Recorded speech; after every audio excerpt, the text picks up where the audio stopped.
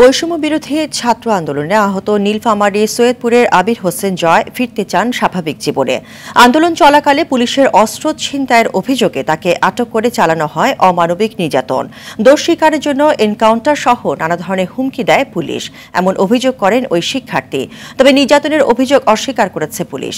নীলফামারী সৈয়দপুর থেকে মামুনুর রশিদ মিঠুর পাঠানো তথ্যচিত্রে বিস্তারিত জানাচ্ছেন জুবায়ের রাজিন।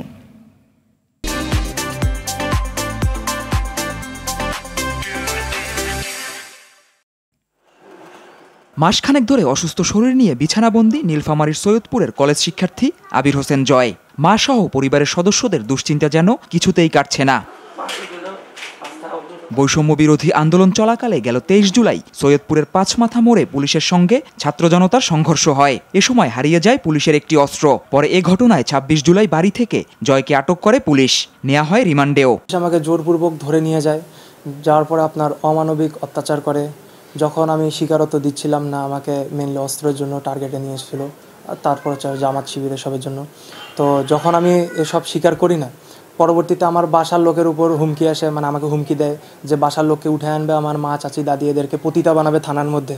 এ ঘটনায় জড়িত পুলিশের বিরুদ্ধে যথাযথ ব্যবস্থা নেওয়ার পাশাপাশি সন্তান নির্যাতনের বিচারের দাবি পরিবারের সদস্যদের। সরকারের কাছে আমি এটাই চাই, আমার সন্তান নিরপরাধ, তাকে নিয়ে যে নির্যাতন করা হয়েছে ওরকম যেন আর কোনো সন্তানকে না করে, কোনো মায়ের বুক যেন আর ফেটে না যায়।